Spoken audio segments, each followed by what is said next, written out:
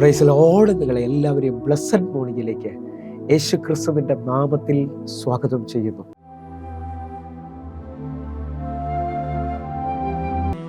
എന്റെ ചങ്കാണി, എന്റെ ഉയിരാണി, എന്റെ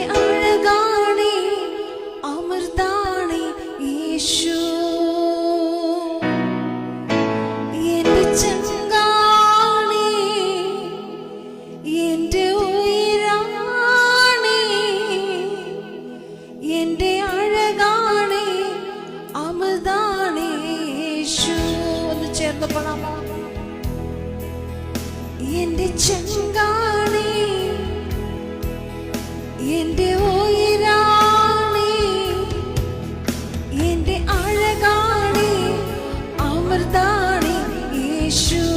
അപ്പന്റെ മുഖത്തോട്ടൊന്ന് നോക്കിക്കോളൂ. എന്റെ ചങ്കാണി, എന്റെ ഉയിരാണി, എന്റെ അഴകാണി, അമൃതാണി.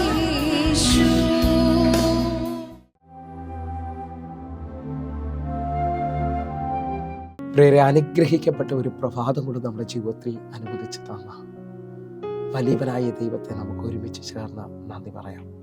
എത്ര പറയും, ഞാൻ നിന്നതല്ല, എൻ്റെ ദൈവനെ നിർത്തിയതാണ്. ഒന്നുകൂടെ പറഞ്ഞു കഴിഞ്ഞാൽ 2025 ജൂലൈ മാസം 24-ാം തീയതി വരെയും എന്നെയും എൻ്റെ കുടുംബത്തെയും കണ്ണിലെ കൃഷ്ണമണി പോലെ സൂക്ഷിക്കുകയും വിടുവിക്കുകയും ചെയ്ത വലിയവനായ ദൈവത്തിന് നന്ദി പറഞ്ഞുകൊണ്ട് ഈ പ്രഭാത ചിന്ത, പ്രാർത്ഥനയുടെ മറുപടി നമ്മിൽ വെളിപ്പെടുമ്പോൾ നമുക്കുണ്ടാകുന്ന വിവിധ അനുഭവങ്ങൾ. പ്രിയരെ, പ്രാരംഭവാക്യത്തിലേക്ക് വിശുദ്ധ ലൂക്കോസ് എഴുതിയ സുവിശേഷം 1-ാം അധ്യായം അതിൻ്റെ 13-ാമത്തെ വാക്യം. ദൂതൻ അവനോട് പറഞ്ഞത്, സെക്കരിയാവേ, ഭയപ്പെടേണ്ട, നിന്റെ പ്രാർത്ഥനയ്ക്ക് ഉത്തരമായി നിന്റെ ഭാര്യ എലിസബത്ത് നിനക്കൊരു മകനെ പ്രസവിക്കും, അവന് യോഹന്നാൻ എന്ന് പേരിടണം. പ്രിയരെ, പ്രഭാതത്തിൽ ദൈവം നമ്മോട് ഇടപെട്ട അനുഗ്രഹിക്കപ്പെട്ട വചനത്തിനായി നമുക്ക് ഒരുമിച്ച് ചേർന്ന് ദൈവത്തിന് നന്ദി പറയാം. ഈ പ്രഭാതത്തിൽ നാം ചിന്തിക്കുന്നത് പ്രാർത്ഥനയുടെ ഉത്തരം നമുക്ക് ലഭിക്കുമ്പോൾ നമുക്കുണ്ടാകുന്ന വിവിധ അനുഭവങ്ങളെ കുറിച്ചാണ്. എന്നെ കേൾക്കുന്നവർ ശ്രദ്ധിക്കാമെങ്കിൽ ശ്രദ്ധിച്ചോ. പ്രാർത്ഥനയുടെ ഒരു മറുപടി നമ്മുടെ ജീവിതത്തിൽ വരുമ്പോൾ നമുക്ക് ആദ്യം വെളിപ്പെടുന്നത് നമ്മുടെ ഭയം മാറുകയായിരിക്കും. കാരണം നാം നാളുകളായി പ്രാർത്ഥിച്ചുകൊണ്ടിരിക്കുന്ന ചില വിഷയങ്ങൾക്ക് താമസം വരുമ്പോൾ നമ്മുടെ അകത്തൊരു ഭയം ഉളവാകും. അത് വെളിപ്പെടുമോ? ആ വിഷയം നടക്കുമോ?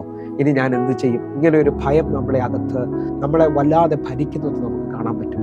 ആ നിലയിൽ നിൽക്കുമ്പോൾ ഇതാ ദൈവം സെക്കരിയാവിനോട് പറയുകയാണ്, വളരെ നാളുകളായി നീ പ്രാർത്ഥിച്ചുകൊണ്ടിരുന്ന, വളരെ നാളുകളായി നീ ദൈവസന്നിധിയിൽ കരഞ്ഞുകൊണ്ടിരുന്ന നിന്റെ വിഷയത്തിന് ഇതാ മറുപടി വരികയാണ്. ഒന്നാമത്തെ അനുഭവം എന്ന് പറയുന്നത്, പ്രാർത്ഥനയ്ക്ക് ഉത്തരം വന്നാൽ സെക്കരിയാവേ, നിന്റെ ഭയം മാറും.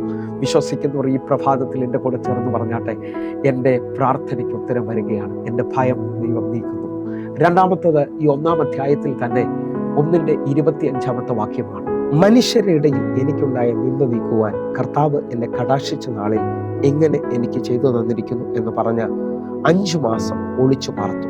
ഇതാ സെക്കരിയാവിൻ്റെ ഭാര്യ എലിസബത്ത് പറയുകയാണ്, പ്രാർത്ഥനയുടെ മറുപടി എനിക്ക് വന്നപ്പോൾ, പ്രാർത്ഥനയുടെ ഉത്തരം എനിക്ക് കിട്ടിയപ്പോൾ മനുഷ്യരുടെ ഇടയിൽ എനിക്കുണ്ടായിരുന്ന നിന്ദ ദൈവം നീക്കിക്കളഞ്ഞു.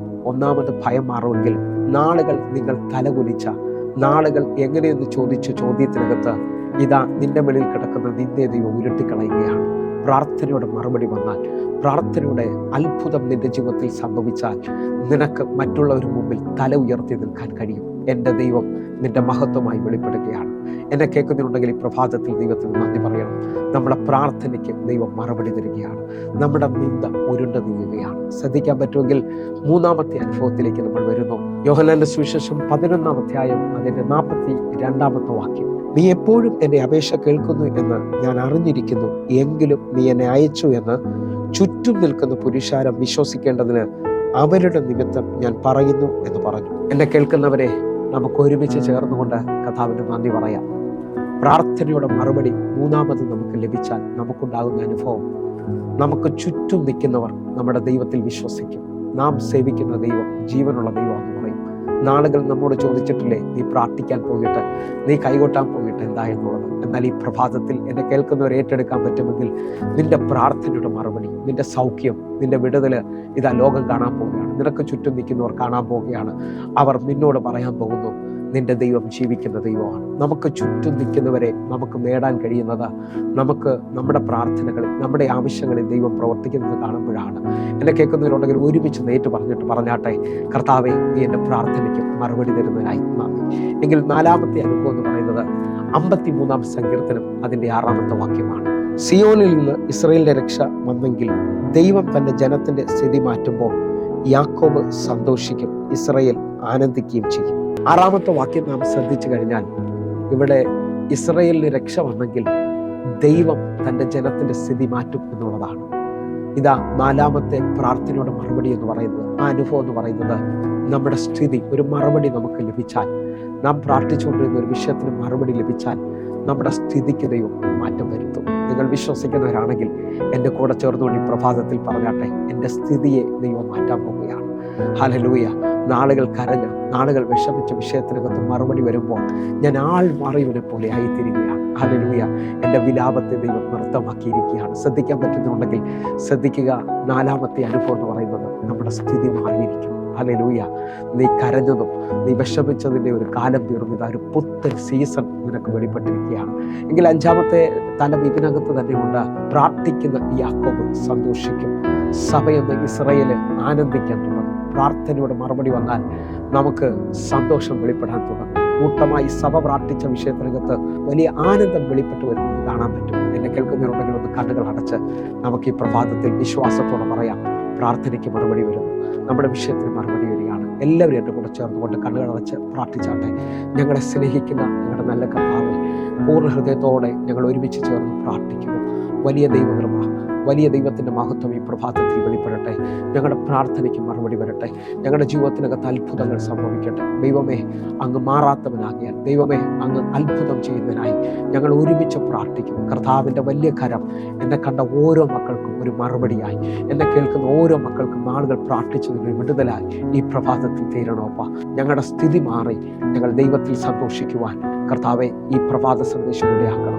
യേശുവിൻ നാമത്തിൽ പ്രാർത്ഥിക്കുന്നു, കേൾക്കണം പിതാവേ.